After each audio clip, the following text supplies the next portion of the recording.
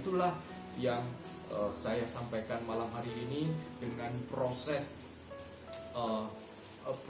keselamatan, ya, proses keselamatan. Dan mungkin ada pertanyaan dari kalian, ya, dari saudara-saudara. Ada pertanyaan. Sorry, nggak ada jedanya tadi ya. Ya, oke. Oke.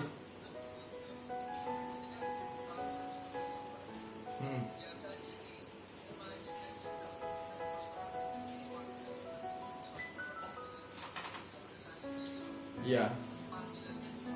Calling sudah ada. Iya. Oke. Sama aja kasih karunia mula-mula. Mungkin mereka juga mengalami. Tapi sampai di berimannya, Bang, kayak biasanya links. Iya. Jadi sebenarnya prosesnya itu sudah benar, Pak. Oke. Callingnya dapat. Kasih karunia mula-mula dapat. Iya. Berimannya lah sampai itu. Turun ke bawahnya tobat, kelahiran baru, ketekunan itu yang biasanya. Iya. Links. Iya, betul. Jadi lemahnya Kristen pada umumnya itu berimannya itu, Pak.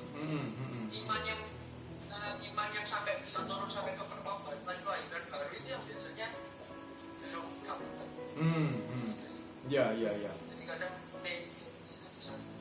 Ya, banyak yang berhenti hanya sampai menikmati saja kasih karunia orang Kristen, kemurahan hati orang Kristen, kebaikan orang Kristen, keramah tamahan orang Kristen, sehingga mereka itu ya kayak apa ya, kayak dimomong terus, dilayani terus gitu, tidak sampai melangkah kepada iman. Betul.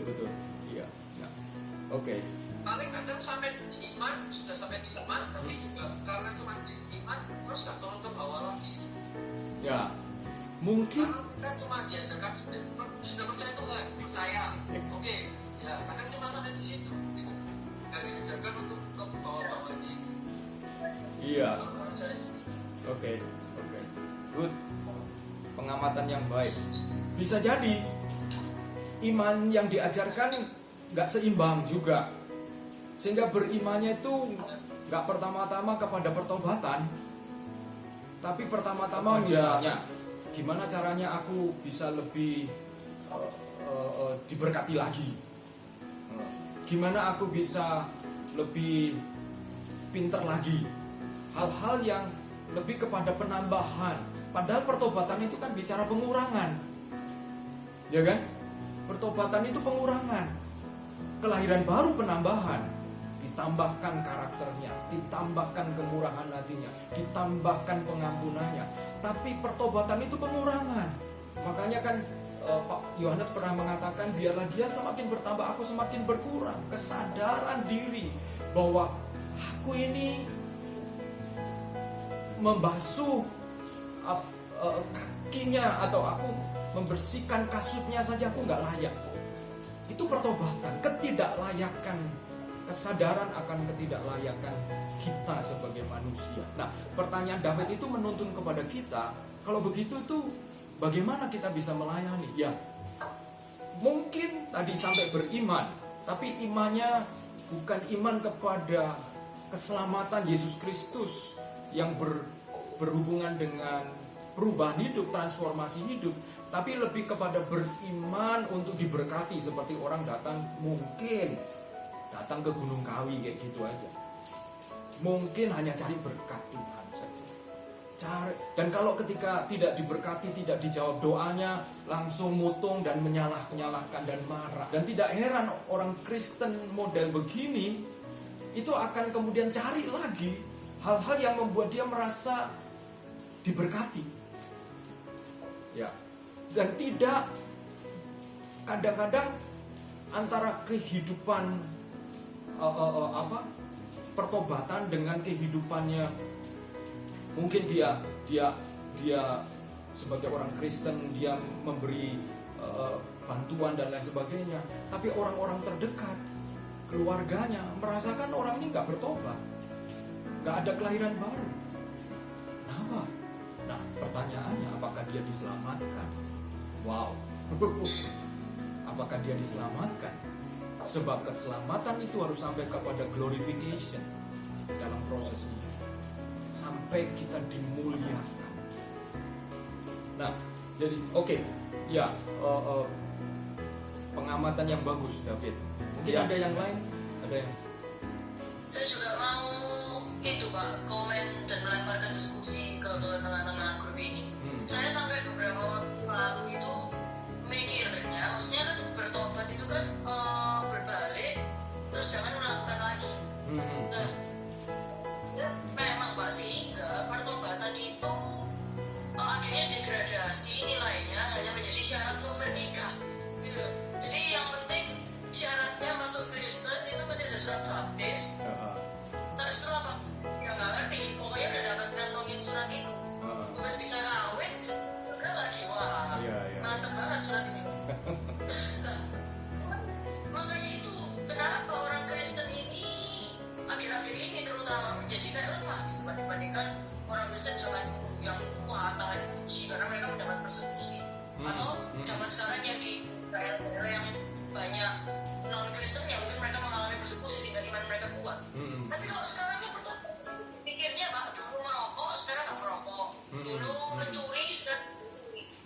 Jadi stop sampai karena tadi Pak Agus bilang pertobatan itu harusnya bukan netral tapi berkurang gitu. Jadi kalau saya boleh kasih contoh misalnya nih Pak, kalau saya bertobat misalnya saya dulu mungkin suka mencuri misalnya, mencuri waktu lah atau kesempatan orang lain saya ambil gimana.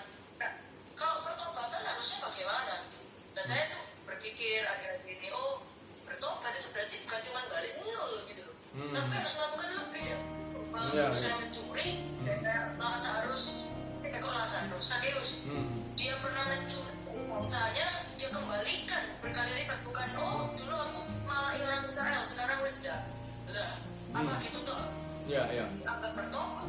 Kalau saya terinspirasi dari itu, padahal kisah Sakeus juga saya sudah baca dari dulu, tapi kayak gak dapat inspirasi yang gimana. Tapi dewasa ini, ternyata bertobat itu bukan cuma balik nol, berkurang. Dia dulu malah orang, sekarang dia berkurang, ada yang dikasihkan ke orang.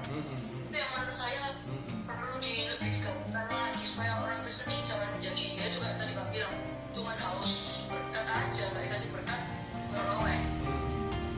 Ya betul. Kadang-kadang pertobatan hanya dilihat sebagai perubahan tingkah laku saja, tapi sebenarnya yang fundamental adalah perubahan sikap hati. Jadi misalnya nih, dari merokok atau misalnya dari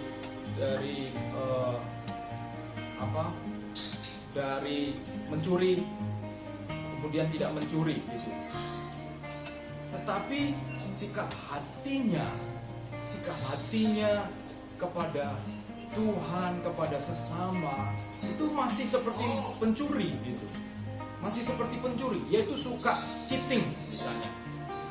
Sudah nggak mencuri secara fisik, tapi dia dengan cara tidak jujur atau sikap hatinya ini. Jadi secara action dia tidak mencuri, tetapi secara sikap hati dia tidak bisa terbuka dengan pasangannya, ya, tidak bisa benar-benar aku nih begini loh, ampuni saya. Ada hal-hal yang dikit. Bukankah itu mencuri? Bukankah kita mencuri? Mencuri dari apa? Mencuri dari trustnya dia. Sebab dia trust kepada kita 100%. Nah, tetapi kenapa? Nah Pak, karena mungkin dia nggak siap. Kalau begitu yang dikerjakan adalah persiapannya. Gitu. Persiapannya, kasihnya gitu. Kenapa kita takut? Kenapa? Ya berarti kasih kita ini ada di dalam ketakutan. Kasih kita dibayang-bayangi ketakutan. Nah, tapi kita juga harus berhikmat. Kita terbukanya jangan membuat orang shock. Karena trust itu adalah sebuah proses. Jangan membuat orang waduh gitu. Nah, tapi kembali sikap hati ini. Jadi sikap hati pertobatan itu, sehingga kenapa pertobatan itu diikuti oleh kelahiran baru. ada yang memberikan gambaran itu seperti, jadi kalau kamu bertobat, maka sebenarnya kamu akan mengalami kelahiran baru juga. Gitu. Manusia baru itu lahir di dalam diri kita, muncul di dalam diri kita, dan itu tidak dikerjakan oleh karena kita ingin saja, tetapi keinginan itu dikerjakan oleh Roh Kudus, dan kita terus menerus kita terbuka dengan pekerjaan Roh Kudus gitu. Makanya di dalam Yohanes pasal 3, waktu Yesus berkata kepada Nikodemus, bagaimana saya bisa masuk kepada kerajaan Allah? Lalu Yesus menjawab, kamu harus mengalami, kamu dilahirkan lagi. Lalu dia berkata kepada Yesus, waduh, aku ini kan sudah tua, gimana aku bisa masuk rahim ibuku lagi gitu. Dia menangkapnya begitu. Lalu Yesus mengatakan, kamu kalau tidak dilahirkan oleh air dan roh. Dia mengatakan itu dalam pasal 3, air dan roh. Nah, memang air dan roh ini ada beberapa penafsiran. Yang pertama, air ditafsirkan sebagai baptisan, ya. Lalu roh itu dilahirkan melalui Roh Kudus, ya. Kita mengalami pengalaman bersama dengan Roh Kudus. Roh Kudus bekerja di dalam diri kita. Ada yang mengatakan air itu air kehidupan, yaitu firman. Tetapi kedua-duanya itu berbicara sebenarnya, ya, saya mempercayai bahwa dia menerima firman, menanggapi firman, sehingga kelahiran baru itu terjadi. Nah, ada yang menggambarkan pertobatan dan kelahiran baru itu seperti listrik dan bola lampu. Listrik dan bola lampu. Kalau bola lampu itu menyala, pasti ada listriknya kan. Kalau kelahiran baru itu terjadi, pasti orang itu bertobat gitu. Kalau orang mengaku bertobat, tapi bola lampunya nggak nyala, ya berarti nggak bertobat sebenarnya. Sama seperti kalau orang mengaku ini ada listriknya kok.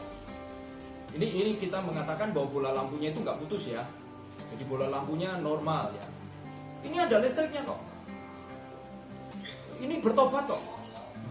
Tapi kok nggak ada perubahan hidup gitu. Tapi kok manusia barunya nggak muncul. Munculnya manusia lama. Ya pertobatan belum terjadi. Listriknya nggak jalan ini. Nggak ada listriknya gitu. Nah, mungkin kita bisa mereview dulu, waktu saya mengalami pertobatan itu muncul yang namanya kasih mula-mula. Muncul kasih mula-mula. Itu kelahiran baru. Baca firman, berdoa, benar-benar haus itu, haus gitu. Dan saya melihat, sekalipun saya anak pendeta merasa baik-baik saja, tapi kemudian saya melihat diri saya ternyata ada yang tidak baik gitu. Ada kacamata baru yang saya pakai terhadap hidup saya sendiri. Nah, itu kelahiran baru. Manusia baru membuat kita melihat manusia lama kita. Kita bisa membedakan, oh ini manusia lama saya, oh ini sekarang manusia baru. Nah, itu dalam proses juga di dalam saya.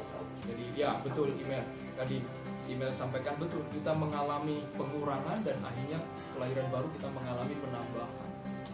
Ya, good. Saya mau tanya, kan tadi kan udah 8 poin itu Pak. Terus kalau bagian komitmen tadi, nomor poinnya ke berapa ya Pak ya? Oke.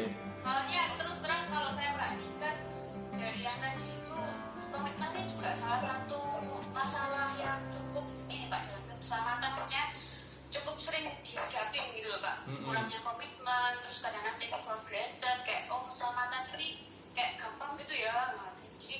Jadi sehingga ya kalau saya perhatikan tuh kadang-kadang komitmennya itu ada yang kurang gitu Pak. Jadi tapi tadi saya Pak masuk-masukkan di poinnya berapa, cuma saya tanya aja lah. Iya. Ya, makasih Pak. Kita harus tahu dulu. Ya. Komitmen yang benar. Ya, komitmen yang benar adalah komitmen kepada Kristus. Itu yang kita harus tahu, bukan hanya kepada pelayanan, bukan hanya kepada gereja atau kumpulannya gitu ya. Maksudnya kumpulannya misalnya tim doa, tim PW dan lain sebagainya. Tapi komitmen yang benar itu pertama kepada Kristus. Kenapa? Karena ketika kita bertobat, kita akan mengaku Yesus Kristus sebagai Tuhan dan Juru Selamat kita. Yesus sebagai penguasa kita. Ya, kata Tuhan itu berbicara tentang penguasa kita. Yesus sebagai penguasa kita. Jadi kita menyerahkan diri. Nah, disitulah muncul komitmen kita kepada Yesus. Nah, makanya kita berusaha untuk ada kelas sebelum mereka pelayanan supaya mereka berkomitmen kepada Kristus. Nah, kemungkinan ketika seseorang itu komitmennya up and down, ya berarti komitmennya itu dasarnya bukan batu karang yang teguh, yaitu Yesus. Tapi dasarnya bisa karena teman, sungkan, dasarnya karena ingin supaya nggak kesepian, gitu-gitu. Makanya ini yang menyebabkan komitmen yang tidak menuntun kepada pertumbuhan.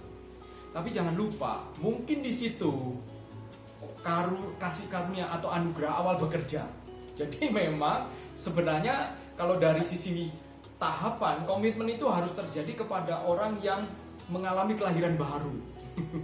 Tapi memang kita kadang-kadang sudah menantang komitmen pada waktu mereka baru mencicipi anugerah awal. Sehingga tidak heran kita juga bisa kecewa.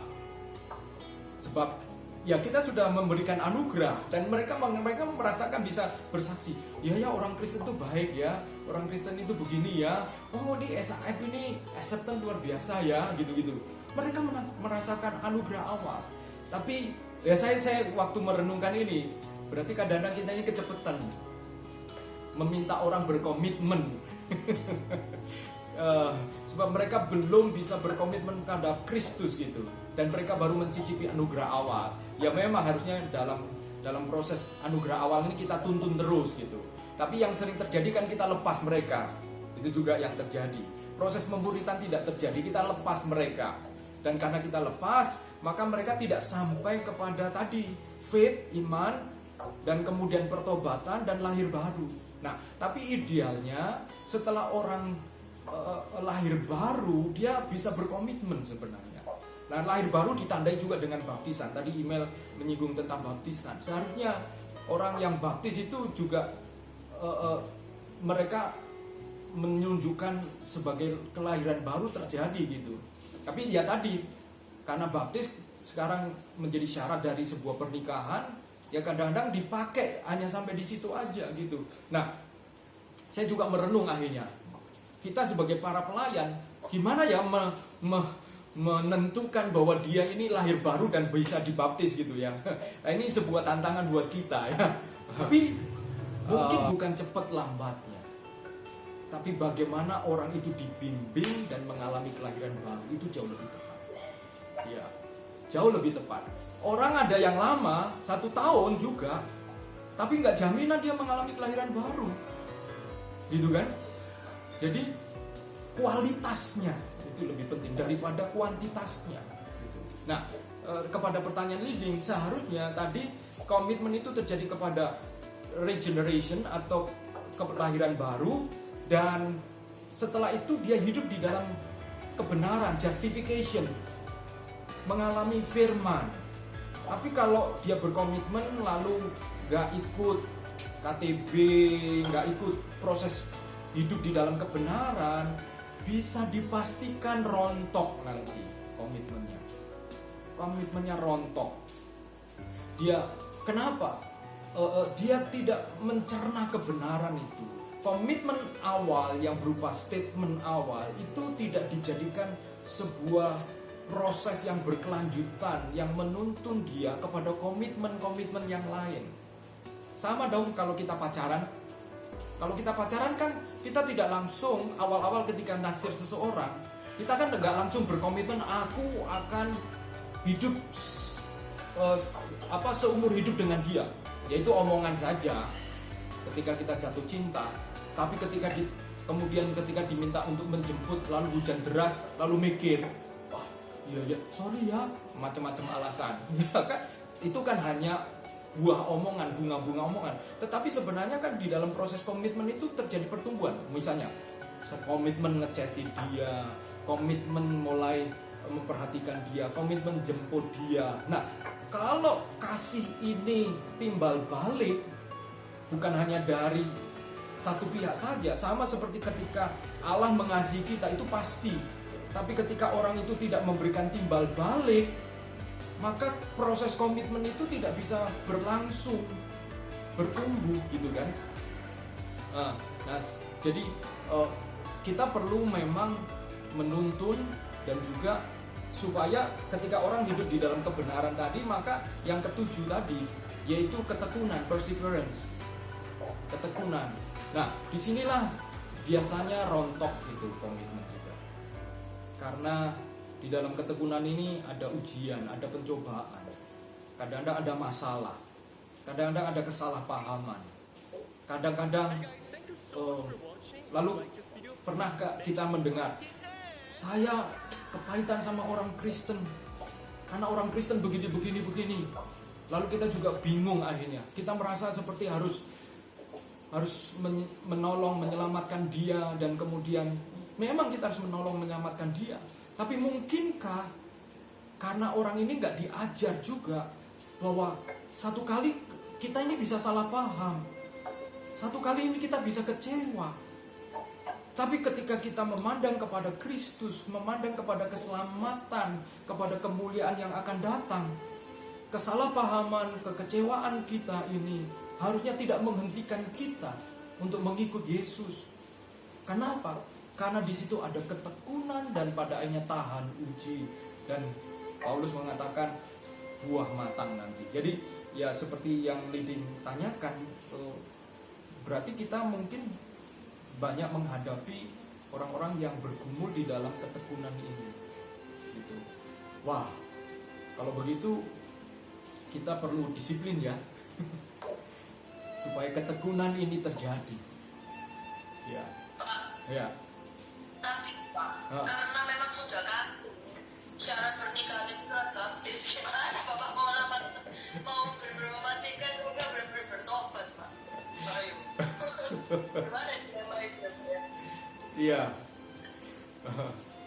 Ya, memang menarik. Memang gini. Kalau di sekolah teologi, sekolah Alkitab, kita biasanya punya, setelah seseorang diterima, itu punya 6 bulan masa uji coba. 6 bulan masa uji coba.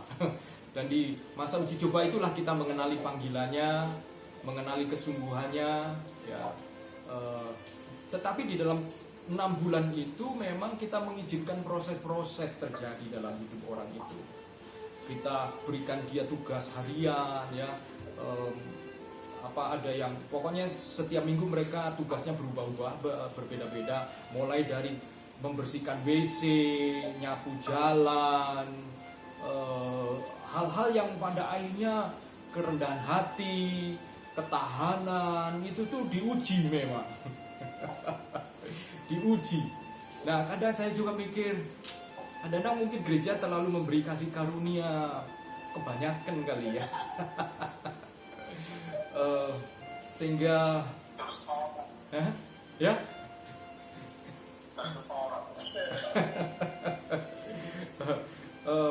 dan ada orang-orang yang di sekolah teologi itu setelah 3 bulan lalu ingin meninggalkan panggilan gitu, ingin keluar dari sekolah teologi gitu, dan ingin angkat koper gitu, macam-macam ya. Tapi ujung-ujungnya adalah sebenarnya adalah proses perseverance, proses ketekunan gitu. Jadi nah bagaimana mereka yang dibaptis ya, mungkin ya harus ada proses itu, sekalipun baptisnya udah keluar suratnya, tapi kan yang jauh lebih penting adalah jiwa orang ini gitu. Jiwa orang ini, jadi dia harus masuk di dalam proses berikutnya. Oh, ini Dan mungkin kan kita bisa ingetin ya Pak, bahwa baptisanmu itu bukan cuma karena kamu sekali dapat surat ini, tapi kamu tiap hari atau bulan depan kamu harus bertobat lagi.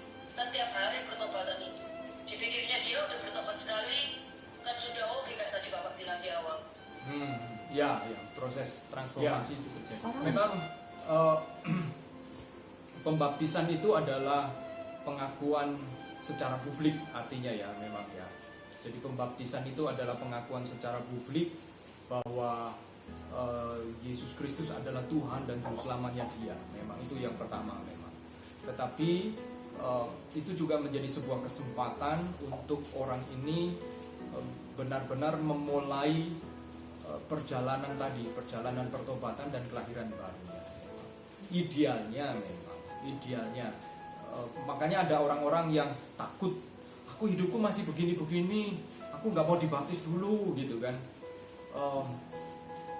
Kita juga tidak mau swing kepada sisi yang lain gitu, bahwa baptisan itu begitu begini, kita menyamakan baptisan sebenarnya karena baptisan itu menyerahkan diri kepada Kristus, manusia lama dikuburkan dan manusia baru dibangkitkan, itu simbolnya ya.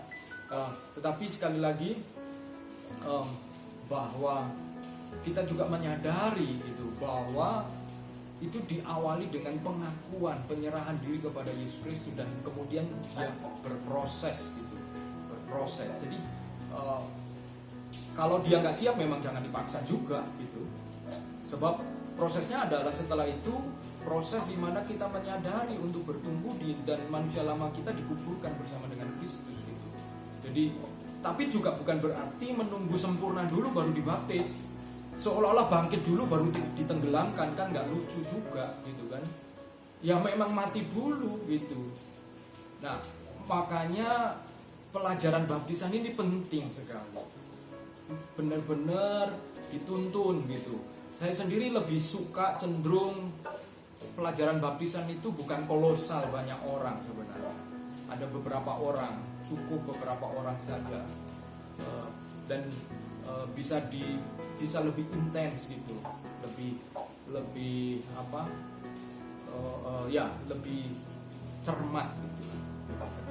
Oke. Iya. Iya. Tadi leading ya, sorry. Tadi ya tentang komitmen tadi leading. Oke. Ya. Nah, pertanyaan berikutnya, kira-kira kita ini ada di mana ya, masing-masing kita? Proses keselamatan ya, proses keselamatan. Ya, kita semua belum sampai kepada glorification ya. Jadi sadar semua kita belum sampai kepada glorification. Loh Pak, terus perseverance kok bisa setelah glorification ya Pak ya? Karena ketekunannya bukan komitmen sih awal, komitmen sih benar-benar topon itu apa nih? Oh, mempertahankan itu terus gitu ya? Ya, jadi termasuk perseverance itu gini email. Misalnya nih ya, kita tahu kebenaran tentang A gitu ya, jangan begini-begini gitu ya. Maka kemudian ketika kita berusaha menjalankan kebenaran itu, lalu kita dapat tentangan, kita dapat masalah, nah itu perseverance juga gitu. Jadi dari justification itu membawa kita memang kepada perseverance gitu. Sebenarnya ini gini, proses 1, 2, 3, 4, 5 ya, proses 1, 2, 3, 4, 5 ini juga bisa merupakan proses yang tidak terlalu panjang, tidak terlalu lama. Kadang-kadang itu bisa berdempetan. Tapi kalau proses justification itu setelah kita lahir baru, kita mengalami sebagai anak-anak Allah yang dibenarkan. Anak-anak Allah yang dibenarkan, makanya kita belajar kebenaran. Kita memahami kebenaran dan belajar hidup di dalam kebenaran. Nah ini, jadi kita dibenarkan mendorong kita untuk hidup di dalam kebenaran. Itu ya. Maksudnya ya Pak ya, statusnya dikembalikan ke rancangan Allah yang semula kan? Tadi kan Ya.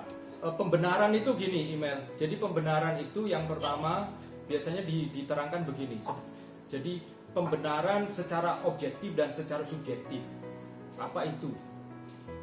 Gini, pembenaran secara objektif itu adalah pengorbanan Kristus, penebusan Kristus yang menggantikan manusia yang berdosa ini, ya, menggantikan manusia yang berdosa sehingga Kristus menerima murka Allah, gitu kan, oleh karena keberdosaan kita, itu membuat kemudian kita dibenarkan oleh karena Kristus, gitu. Kita memiliki kebenaran oleh karena Kristus. Jadi secara objektif di hadapan Allah, gitu, buat kita yang menerima Kristus, kita itu seperti ditutup oleh darah Yesus dan kita dibenarkan. Itu kebenaran objektif. Jadi secara hukum, gitu, secara hukum kita bukan narapidana, bukan terdakwa lagi, tapi kita seorang yang kemudian Anda dinyatakan tidak bersalah, gitu. Secara hukum begitu. Tapi secara subjektif itu dari pihak kita, manusia kita ini kan punya ingatan-ingatan, punya kebiasaan-kebiasaan yang berhubungan dengan dosa. Nah, itu secara subjektif kita diproses dari waktu ke waktu, gitu loh. Disempurnakan dari waktu ke waktu. Nah, kalau kita tidak diproses dengan sering merenungkan firman, dimasuki oleh kebenaran-kebenaran, proses ini jadi lambat sekali. Proses ini jadi lama sekali. Makanya orang Kristen yang tidak bertumbuh adalah orang Kristen yang dengan firman, dengan kebenaran ini juga nggak haus, gitu. Makanya lama. Mereka ini lama. Kenapa? Karena secara subjektif dia lambat, gitu, dari pihak dirinya ini. Padahal dia secara objektif sudah dibenarkan sebenarnya ketika dia mengaku Yesus Kristus sebagai Tuhan dan Juru Selamatnya dia, gitu. Nah itu yang saya sampaikan tadi adalah belajar dan melakukan, menerapkan. Jadi bukan hanya knowledge, ya, bukan hanya pengetahuan, tapi dan melakukan. Jadi kan sama seperti seorang terdakwa, dia dibenarkan bukan oleh karena dia, misalnya nih, ada orang kan beberapa waktu ini YouTuber atau orang melakukan hoax, lalu kemudian setelah itu minta maaf, merekam di YouTube, di sosmed, lalu minta maaf dan selesai kelihatannya, dan selesai.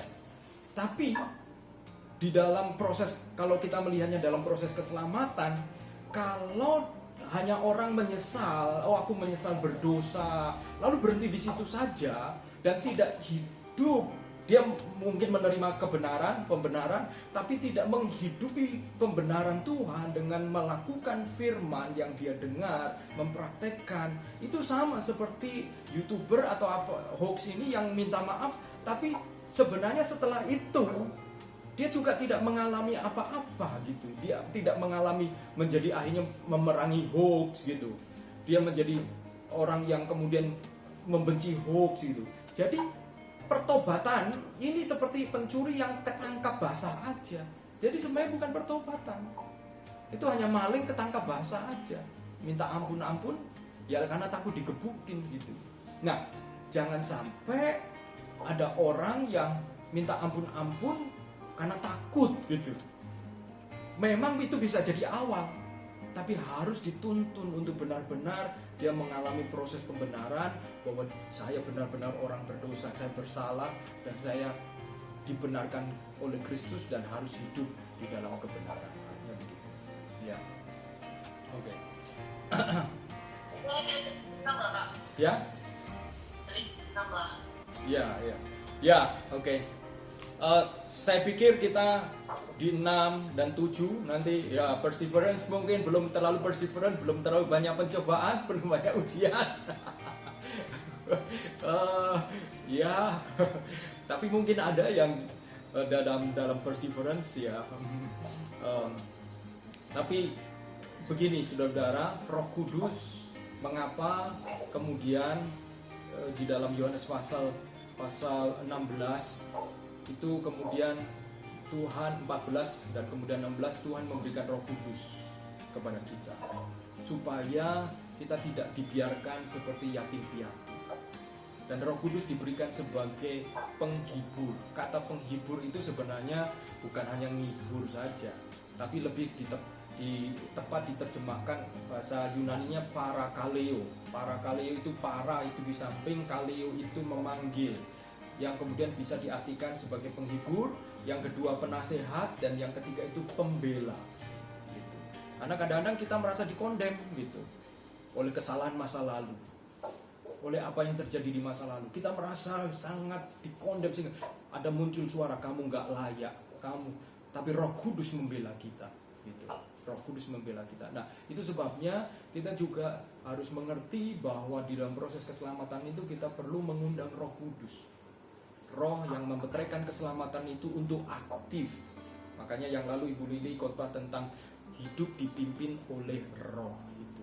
Ya, sebab kalau kita melakukan dengan kekuatan kita sendiri, lah kita ini sama seperti orang perjanjian lama akhirnya gitu. Yaitu melakukan dengan kekuatannya untuk memenuhi Taurat Tuhan. Kita nanti pada akhirnya akan bisa jatuh sebagai orang Farisi dan ahli Taurat gitu. Sebab kita menyadari seolah kita mampu untuk benar sendiri. Padahal kita sadar bahwa kita perlu pertolongan Roh Kudus untuk itu. Ya. Oke. Ya. Saya pikir kita sampai di sini jam 21.